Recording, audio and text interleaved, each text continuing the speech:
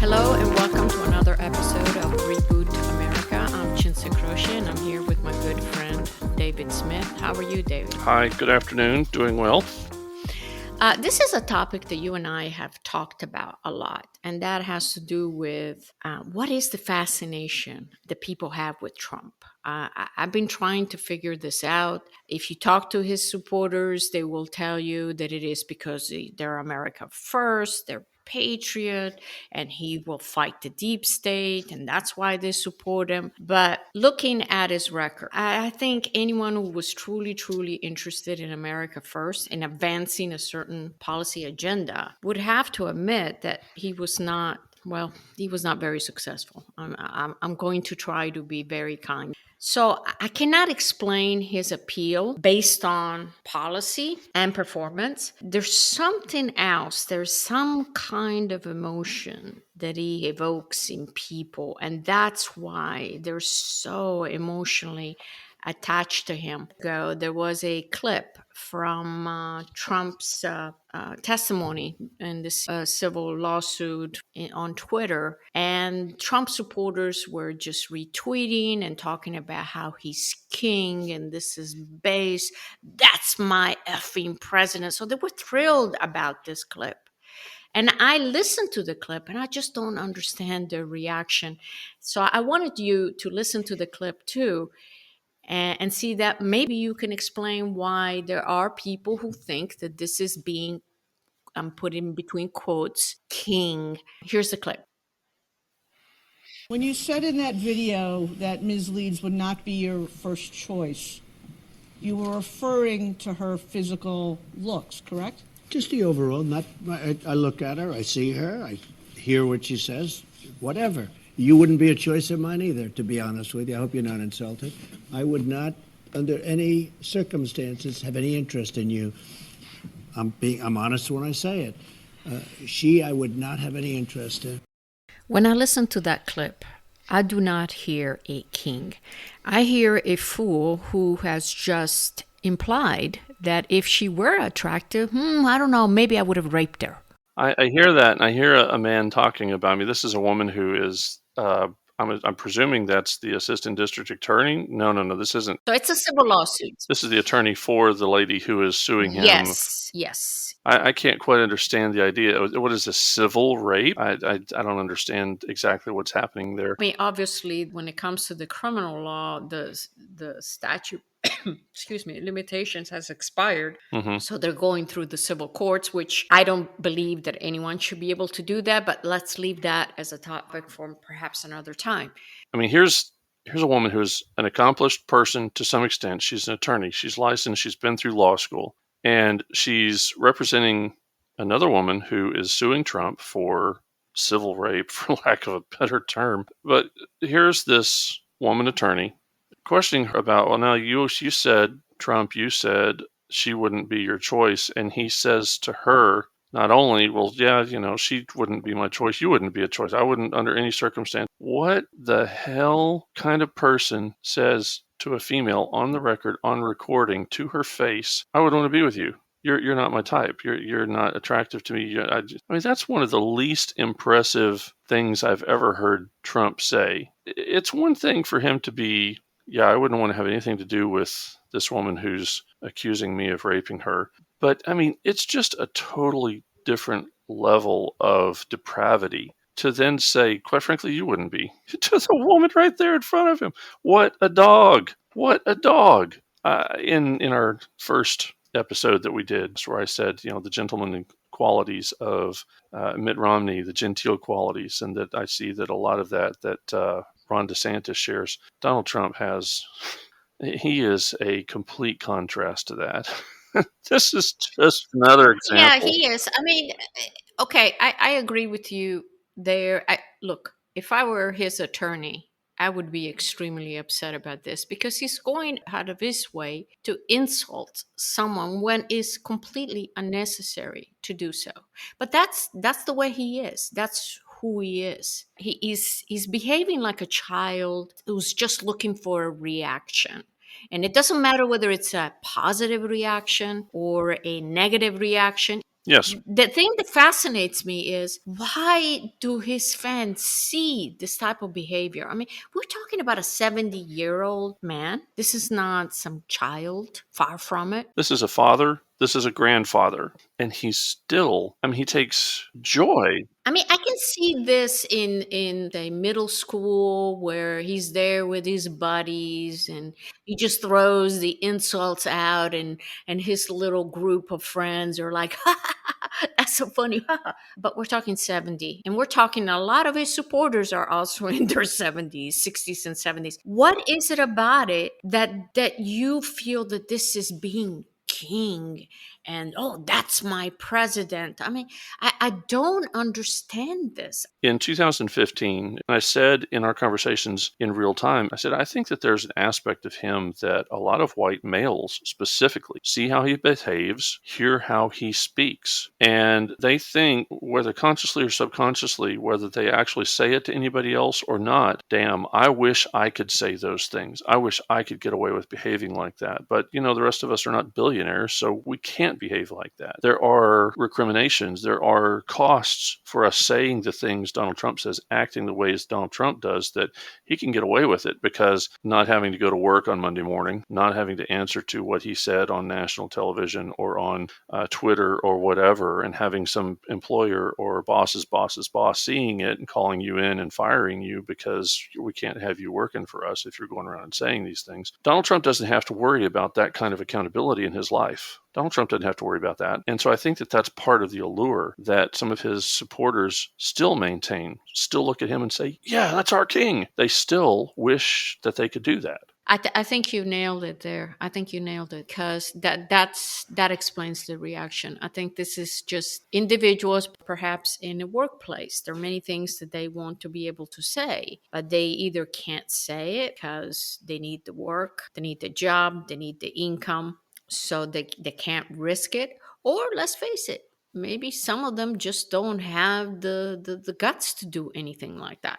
And then they see Trump. And and he just says whatever's on his mind, and they somehow live vicariously through him. What put Donald Trump on the map? What distinguished him from all the other Republicans running? It was the famous, what Ann Coulter has called the Mexican rapist speech. They're not sending their best. I think a lot of people would love to say that. They just don't say it. Why? Probably because they don't want to be called racist. I think you're right. I think that through him, they're able to live and do things that they themselves in their everyday life cannot do for whatever reason. He is a cultural icon and institution unto himself. So there's the aspect of, the billionaire type that most of us are never going to be and are not. So there's that aspect of it too, that here's this guy who's got the pretty girl and who has, the children who just look perfect. Oh, he's got such a great lifestyle, et cetera, et cetera. And he gets to behave. This is just a fantasy world for most people. We're getting to see it live out on the nightly news and on live stream. Now it's Truth social media. Before it was Twitter and so forth. The whole idea that they want Trump because they are America first and they're patriots, I just don't buy it. I think they like him. I think, like you said, they sort of live through him. It makes him feel good. Maybe it makes him feel powerful because even though it's not them, through him, they can feel that power of being able to say and do whatever you want. Another reason, now that I think about it, another reason they always bring up as to why this time they still support Trump and why they believe that this time is going to be different. I think it was really expressed by Tim Pool He was explaining why he would vote for Trump over DeSantis. And this is what Tim said. Quote, Donald Trump's gonna fire everybody. He wants revenge. He is unleashed. That's the number one thing this country needs right now. I don't think DeSantis does it. End of quote. Based on what? Why do you believe that Donald Trump, if should he get back into the White House, is going to fire everybody and he's going to be completely different? I have not seen any indication that Trump has learned anything. Have you? What is the question that I've been asking, that I've been needling anytime I post somewhere and one of his people come on and challenge me or whatever? What's the question that I've been asking and saying that people need to ask of Donald Trump right now if we're going to consider him for a second go around, a second chance? What's the question I've been asking? The question is, spell out what exactly went wrong. What mistakes did you make? I think that's the essence of the questions you asked. Right. Mistakes, failures, problems, difficulties, resistance, that you ran into resistance because you did ABC. What's going to be different in the second administration? Well, Tim Pool right there is giving the answer to the question without having to address it, without Trump having to say it. Okay, that's nice, Timmy. But the simple fact of the matter is that's not coming from the mouth of Donald Trump. He's never going to say that. He's never going to admit that. He's never going to allude to that. He's never going to give that answer. If you ask him directly, Mr. Trump, what mistakes were made in the administration, your first go-round, what's going to be different, what can we expect different? And he says what Tim Pool just said there. Okay, that's nice. That's a nice fantasy that's going to go down, that's going to happen, that Trump's going to say that. But he's not saying that. He's not talking about, here's what I'm going to do in my second administration. Give me another term as president. Here's what I'm going to go do. He's going after Ron DeSantis exclusively. That's all he's talking about. I don't even know if he's talked about Joe Biden. I think he may have mentioned Joe Biden once the other day. He needs to dedicate a speech and dedicate some time in talking about what he feels went wrong during his administration and how does he intend not to make the same mistakes again. Short of that, I think supporting him is really reckless at this point. You're just throwing your vote away. Well, certainly to be saying he's going to go in and fire everybody, he wants revenge, when he was as limp-wristed as milquetoast. I mean, unless he was in a news conference or maybe on the debate stage. I mean, as the president of the United States, he gave everything to everybody else besides his supporters. For his supporters to now say he's going to go and do something we have not seen him do yet. We're not talking about Donald Trump of The Apprentice. You're fired. We wish we had seen that. But no, he never did that. He never did anything like that.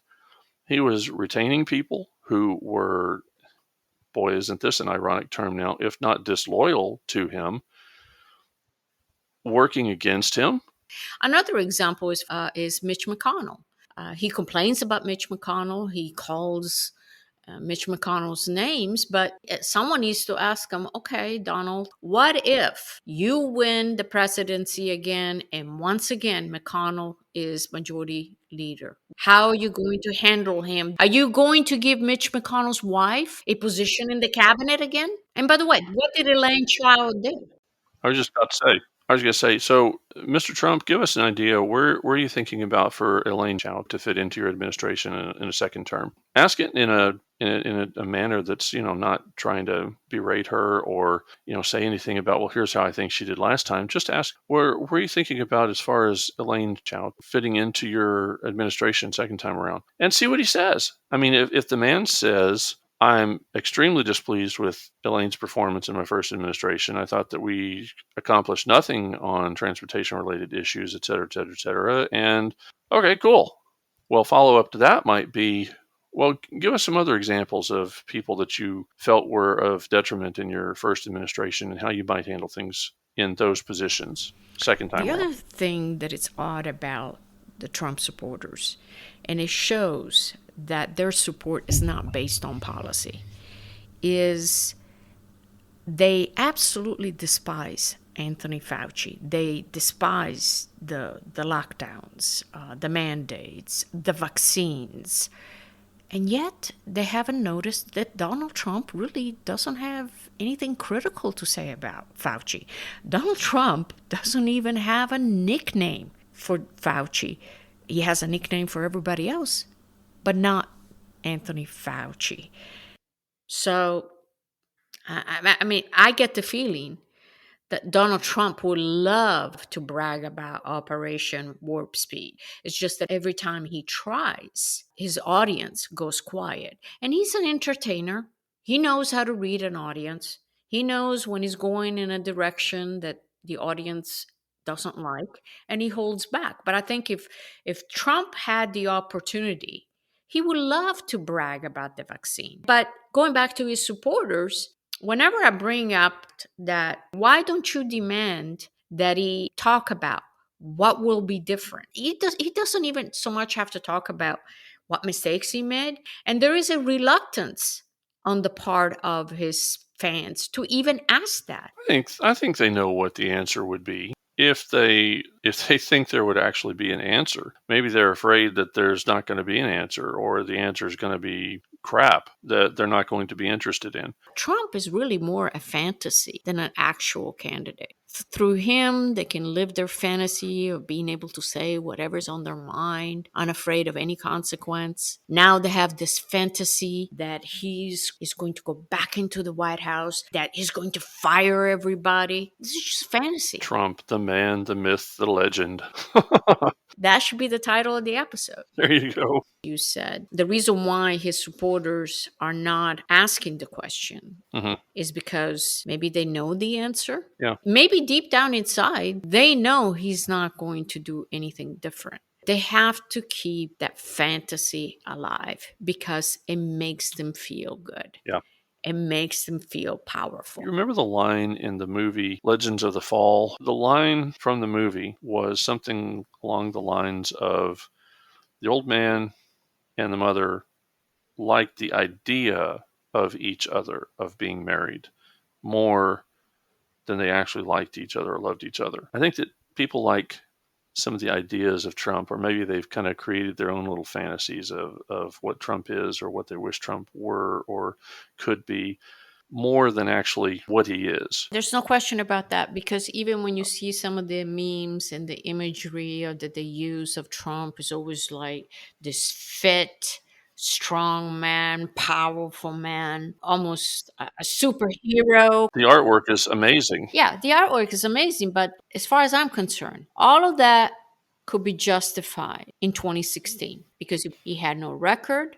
I will confess, I did some of that myself. Once someone is in office and has a record, you got to get away from the fantasy and you have to come back to reality. That is, if you want to help the country. You can say you're patriotic. You can say you're America first. You can say you're MAGA, Make America Great Again, etc. But when you've got a by God political record, a record of achievement and a record of failure, as Trump does now from his first administration, and we've had now some time to digest that a little bit, you can't take the rhetorical ground and say, here's what Trump is.